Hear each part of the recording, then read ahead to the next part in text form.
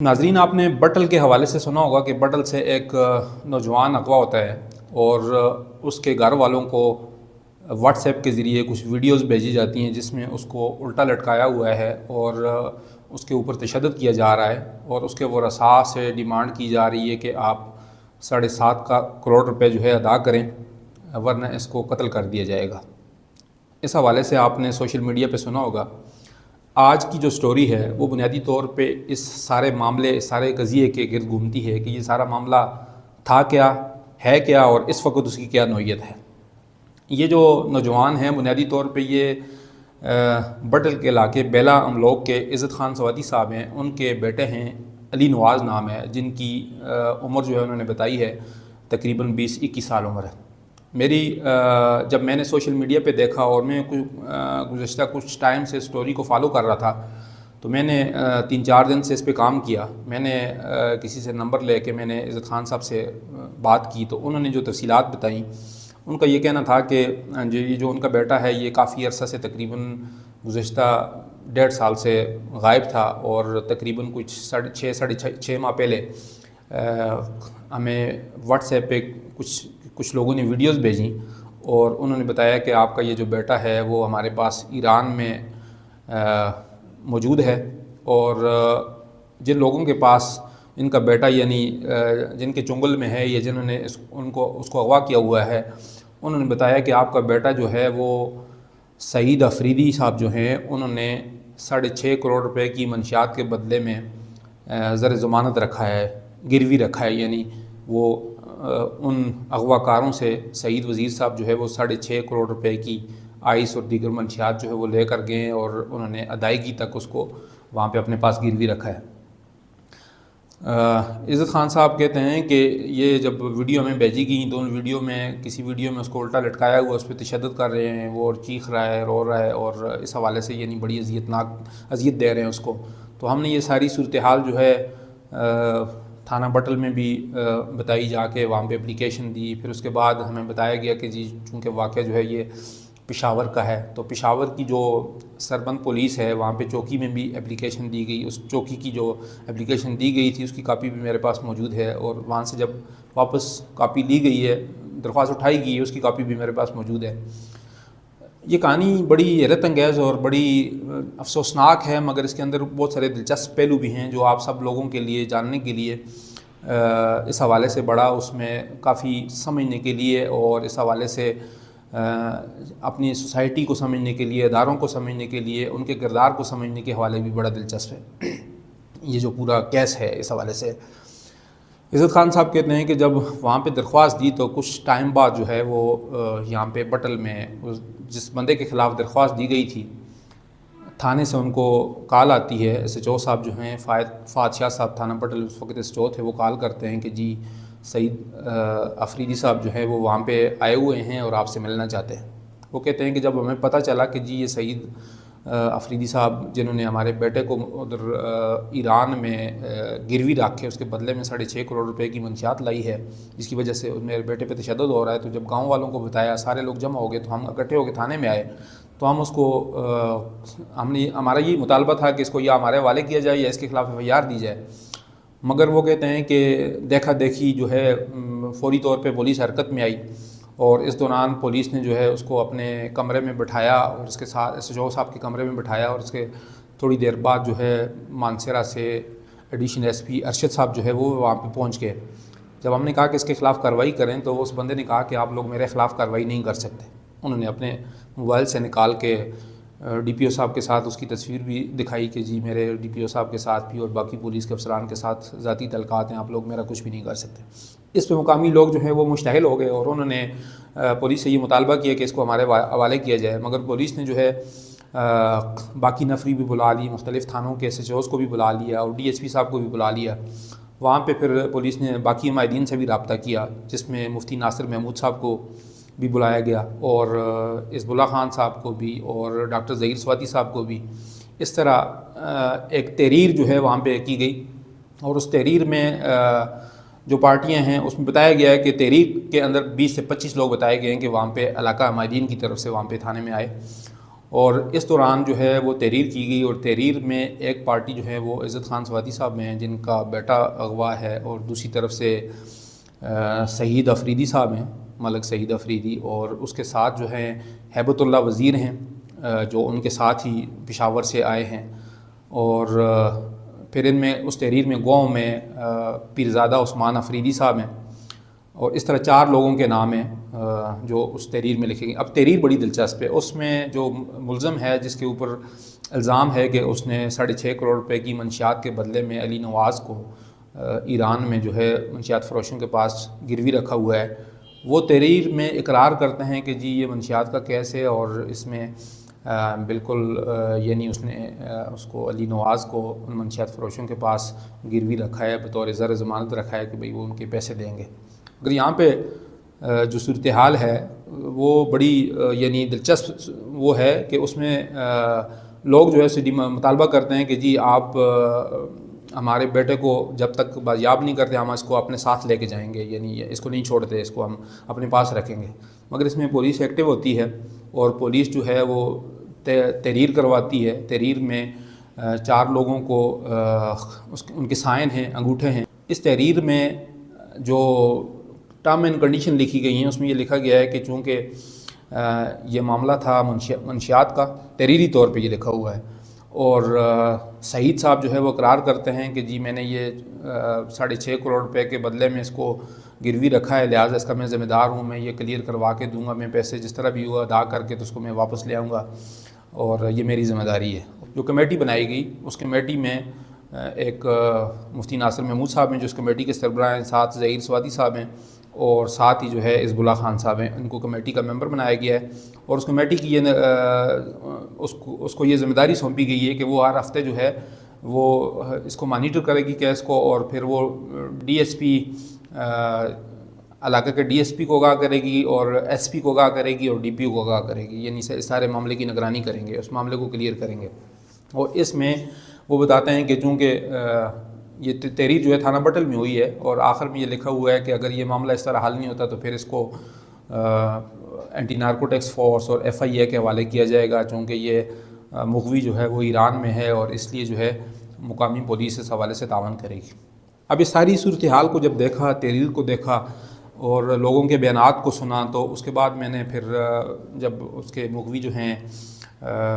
علی نواز، اس کے والد صاحب عزت خان سوادی صاحب، ان سے رابطہ کیا، انہوں نے ساری صورتحال بتائی کہ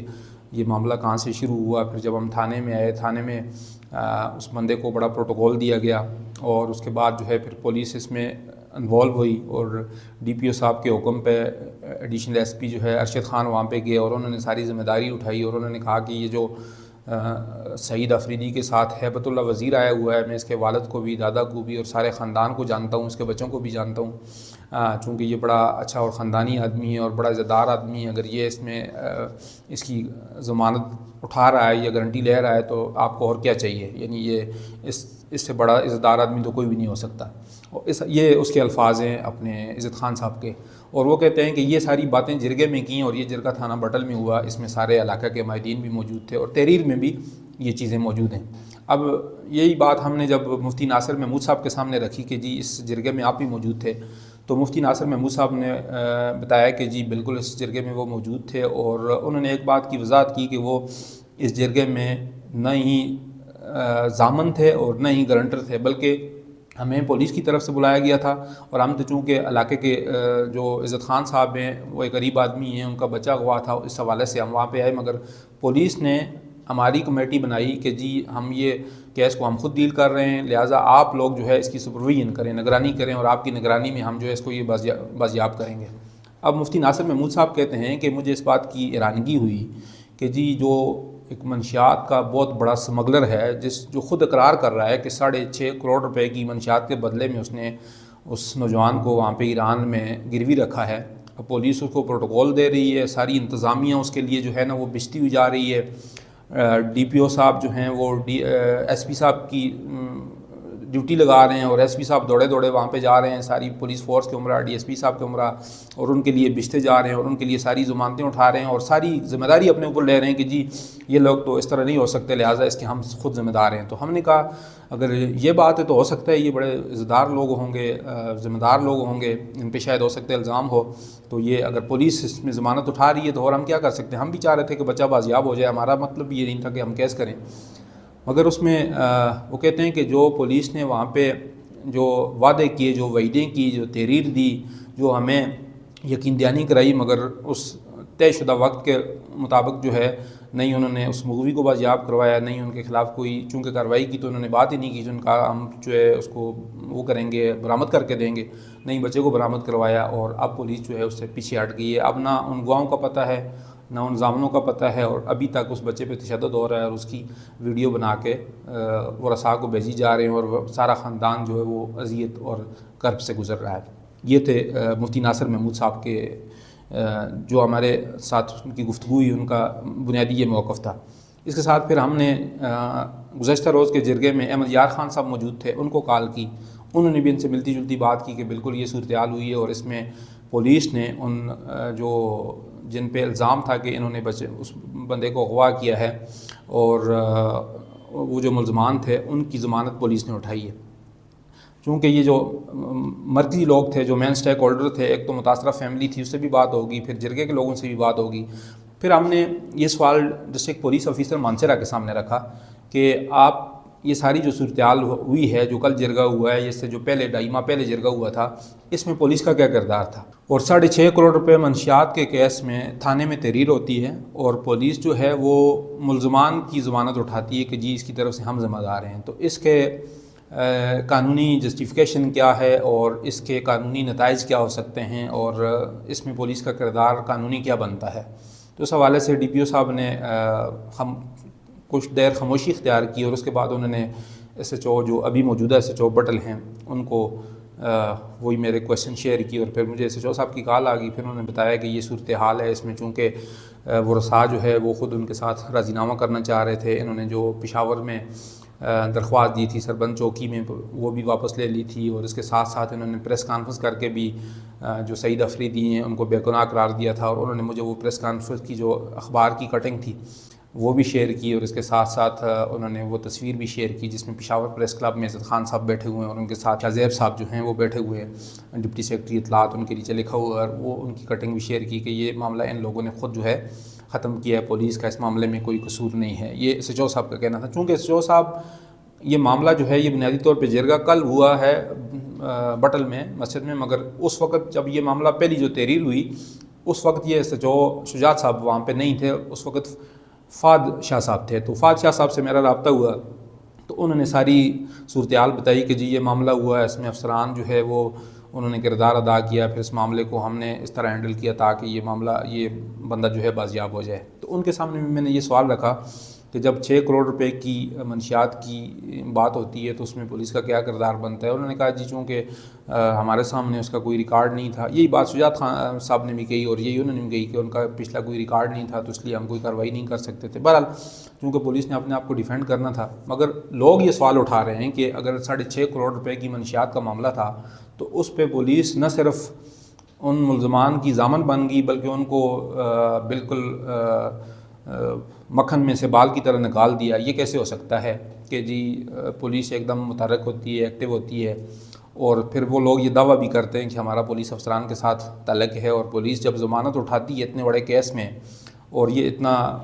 سینسیٹیو کیس ہے کہ جس میں ایک نوجوان جو ہے اس زندگی اور موت کی کشمکش میں اور اغوا برائے تاوان کے کیس میں وہ ایران کی میں انہوں نے پکڑ کے بٹھایا ہوا ہے اور اس پہ تشدد کر رہے ہیں اور اس کا تاوان مانگ رہے ہیں، اور پولیس دوسری طرف جو مین ملزم ہے جس کے بارے میں وہ ایران والے جو ملزمان ہیں وہ بھی یہ کہتے ہیں کہ انہوں نے گروی رکھا ہے، اور اس کے بارے میں ورثاء بھی یہ کہتے ہیں کہ یہ ذمہ دار ہے، اور پولیس اس کی طرف سے ہر قسم کی ضمانت اٹھا رہی ہے۔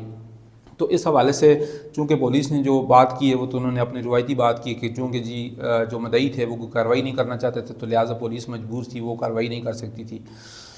اب مدعی تو وہ بڑے واضح ہیں، وہ کہتے ہیں ہمیں اپنا بیٹا بازیاب کروانا تھا، مگر اس ساری صورتحال میں جو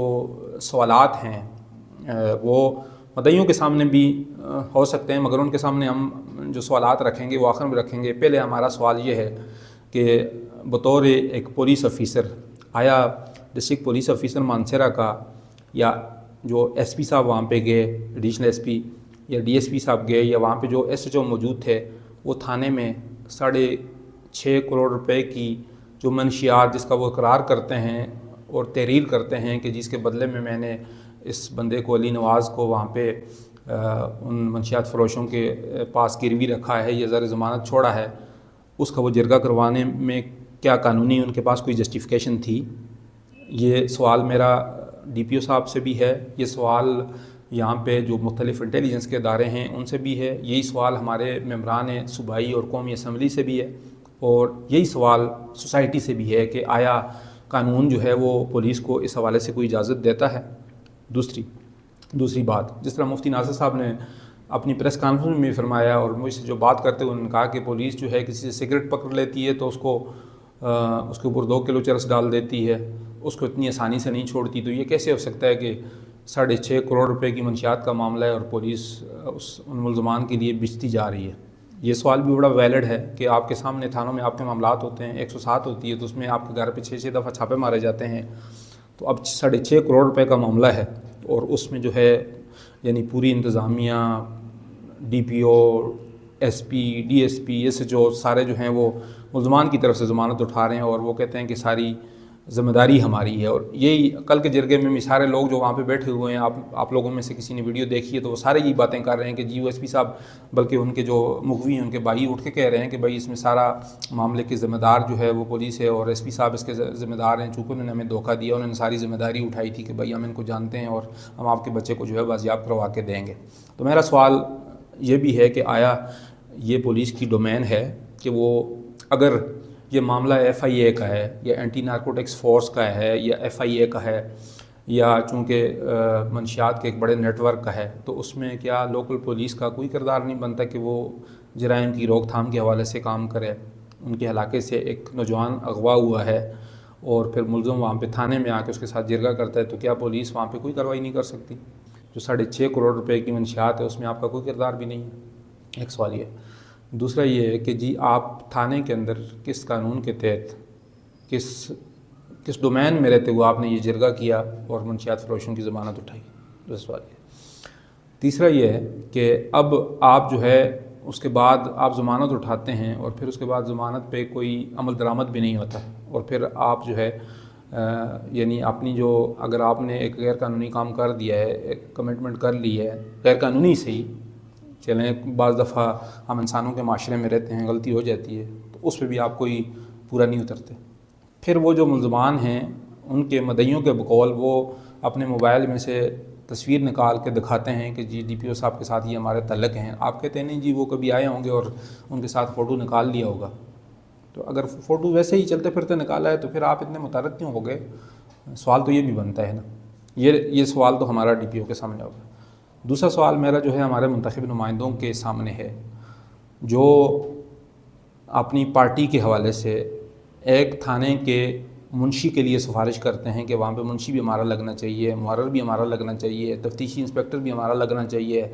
فلاں کو بالاکوٹ بھیج دیں، فلاں کو خاکی لگا دیں، فلاں کو تناول بھیج دیں، فلاں کو اگی لگا دیں، فلاں کو شنکیری لگا دیں،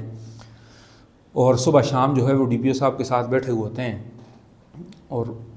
ان کو اتنا بڑا کیس سمجھ نہیں آیا یا وہ سمجھتے ہوئے اس معاملے میں جو ہے ان کا کوئی کردار جو ہے وہ دوغلا ہے، منافقانہ ہے، یا پھر وہ اس سارے کردار سے اس میں کوئی اس کے بینیفیشری ہیں۔ میرا سوال ان سے بھی ہے کہ بھائی آپ پولیس کے سارے معاملات میں اگر مداخلت کر رہے ہیں، اپنے من پسند لوگوں کو مد محرر لگا رہے ہیں، منشی لگا رہے ہیں، ہر تھانے میں آپ نے اپنا بندہ رکھا ہوا ہے کہ بھائی وہ آپ کو رپورٹ بھی کرے، اور آپ اپنی مرضی کے لوگ بھی لگا رہے ہیں، آپ باقی بھی بہت سارے معاملات میں مداخلت کر رہے ہیں، تو یہاں پہ آپ کی کیوں نہیں چل رہی؟ سوال تو یہ بھی ہے کہ ایک طرف تو آپ یہ دعویٰ کرتے ہیں کہ ڈی پی او صاحب جو ہیں وہ آپ کی مرضی کے بغیر کوئی کانسٹیبل ادھر سے ادھر نہیں کر سکتے، تو دوسری طرف اس طرح اتنا بڑا معاملہ ہوتا ہے اور آپ کے ضلع میں ہوتا ہے، آپ کے علاقے میں ہوتا ہے، آپ کی کمیونٹی کے لوگ ہیں، ہمارے لوگ ہیں، ان کے لیے آپ آواز بلند نہیں کرتے، ان کے لیے ایک سفارش نہیں کرتے۔ یہ سوال ان سے بھی ہے۔